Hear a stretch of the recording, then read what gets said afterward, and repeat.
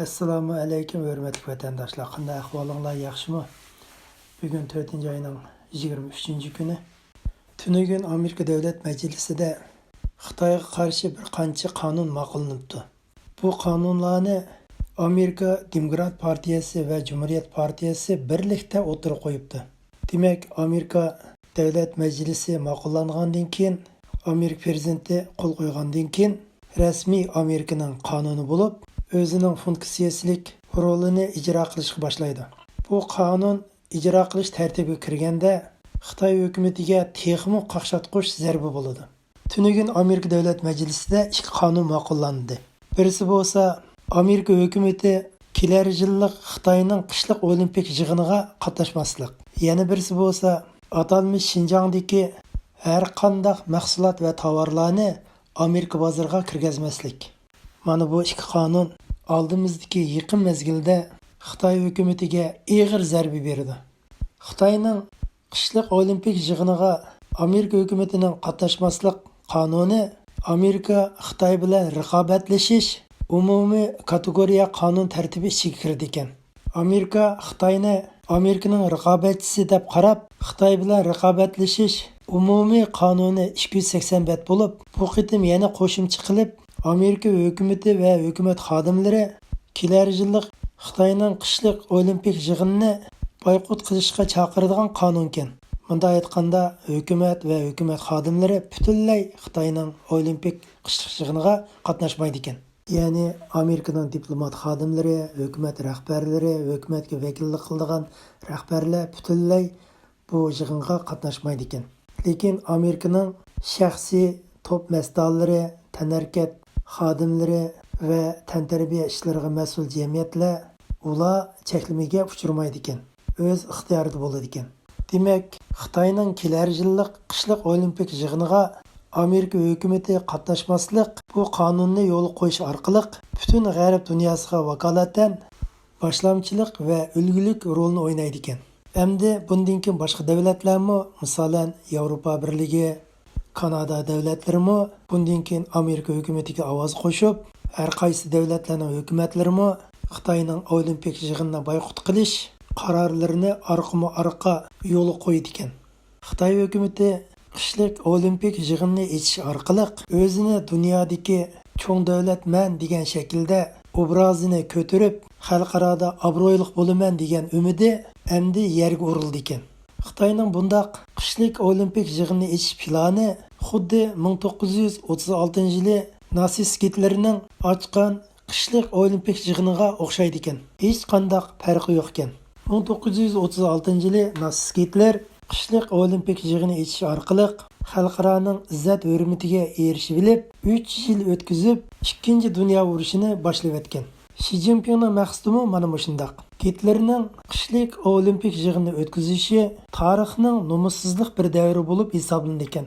Xi Jinpingning ilib bormoqchi bo'lgan qishlik olimpik yig'ini Gitlerning tarixiy qayta takrorlanishining bishorati ekan. Shunga bundaq nomussizlik vaziyatning qayta takror bo'lishining oldini olish uchun Amerika Davlat Majlisining Demokrat partiyasi va Cumhuriyet partiyalari birlikda bu qonun loyihasini o'tirib qo'yib, Davlat Majlisidan tasdiqlangandan keyin Amerika hukumati ham tasdiqlab bu qonunni ijro qiladi ekan.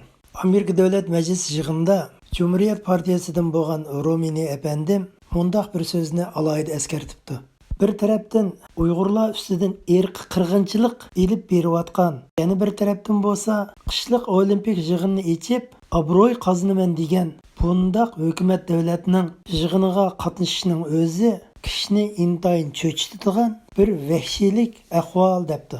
Romini apandimning bu qimmatli so'zi butun g'arb dunyosini yana bir qitim ogohlantirishgan. Uyg'urlarning kishilik huquqini keng ko'lamda dafsanda qilish, Uyg'urlar ustidan keng ko'lamda qirg'inchilik olib berish, insoniyat jinoyatini o'tkazayotgan bundaq hukumat davlatining ilib borgan olimpik yig'iniga qatnashishning o'zi nomussizlik bo'lib hisoblanadi ekan, ham nomussiz degan markaga erishidi ekan. Yuqorqi qonunlarni Amerika Kengash palatasi muhim xizmat vazifasi deb davomlashtirayotgan bo'lsa, Amerika Avam palatasi bo'lsa Uyg'urlarga munosabatlik yana ikki qonunni muhim xizmat vazifasi deb yo'l qo'yibdi. Asosliq mazmuni bo'lsa Uyg'urlar ustidan irqiy qirg'inchilik qilayotgan va Uyg'urlarni majburiy emgakka silayotgan ahvolga qarata qarshi turish qonuni ekan.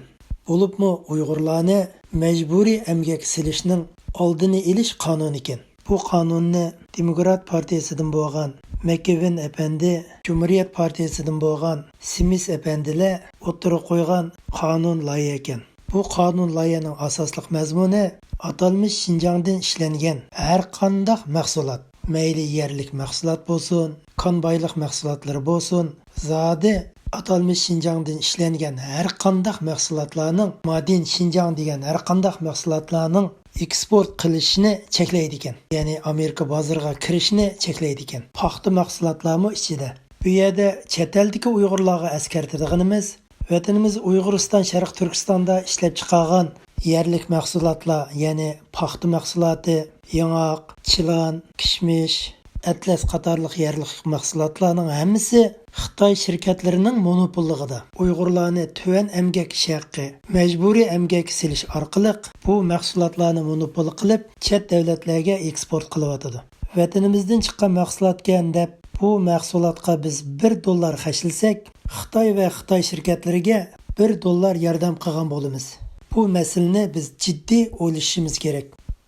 Uyg'urlarni majburiy emgak silishning oldini olish qonuni aslida 2020 yili 2-yarım yilda boshlanib to'xtab qolgan ekan. Bu qitim Amerika Avam palatasi bu qonunni muhim xizmat vazifasi qilib tutib, ijro qilishni davomlashtirib etibdi. Bu qonunni pat yaqinda Amerikaning Avam palatasi va Kengash palatasida ma'qullanib, Amerika hukumatining tasdiqlashi orqali bu qonunni pat yaqinda ijro qilindi ekan. Vatanimiz Sharq Turkiston, Uyg'uristonda ishlab chiqarilgan har qanday mahsulot, Xitoylar tarafidan monopol qilingan har qanday mahsulotlar chet davlatlarga eksport qilish cheklandi ekan. Bu qonunni Uyg'urlarning kishilik huquqini dafsanda qilish, Uyg'ur millati ustidan irqiy qirg'inchilik ilib berayotgan Xitoy amaldorlari va Xitoy shirkatlariga zarba berildi ekan. Amerika davlatining yo'li qo'ygan Uyg'urlarga munosabatli bu qonunlar Amerika hukumatining diplomatiya yo'llari orqali Amerikaning ittifoqdosh davlatlari va g'arb davlatlariga tavsiya qilinib, Amerikaning ittifoqdosh davlatlari va g'arb davlatlari birlikda Uyg'urlarning manfaatini qo'g'digan asosda Xitoy davlati va Xitoy hukumatiga jazo yurgizib zarba berdi ekan. Hammanglarning qimmatli vaqtinglar uchun ko'pdan ko'p rahmat. Ramazon kuninglarga takror muborak bo'lsin.